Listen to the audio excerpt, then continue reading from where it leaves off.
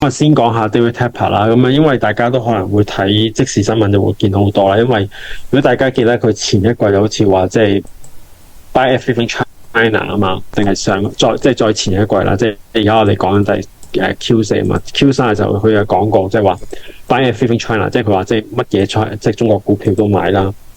咁結果佢都真係身體力行嘅，佢去到第四季嘅時候咧，都係繼續加倉中概股啦。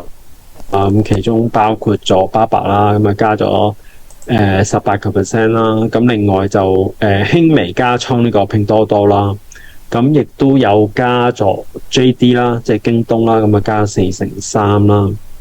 咁亦都有加 FXI 啦，就係即係中概股嘅 ETF 啦 ，FXI。咁另外咧就除咗佢加咗啲中概股之外咧，咁其實咧佢如果睇到倉位咧，佢係減咗啲傳統嘅 Mag7 嘅股份嘅，咁啊包括咗 Amazon 佢減咗18%，18.75% 啦，差唔多相當於19%啦。咁另外 Google 佢都輕微減咗少少嘅，咁但係呢個真係好輕微啦。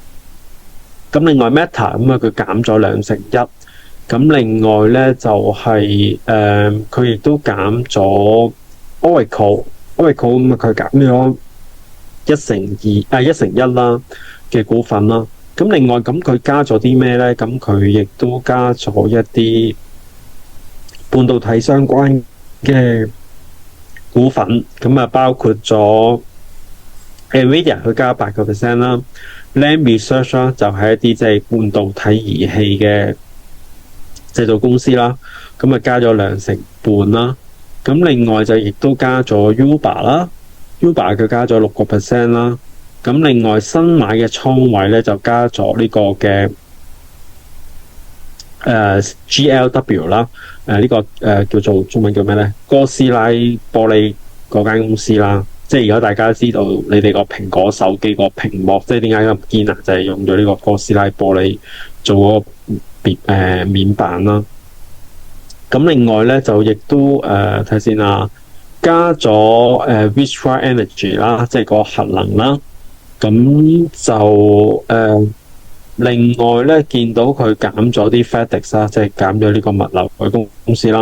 咁但係佢半導體方面咧，佢又唔係全面睇好喎。咁佢亦都減咗台積電，減咗37%嘅台積電。咁另外亦都睇下先啊，減咗唔係 sorry， 另外咧就反而咧就加咗 ASML， 就加咗106%。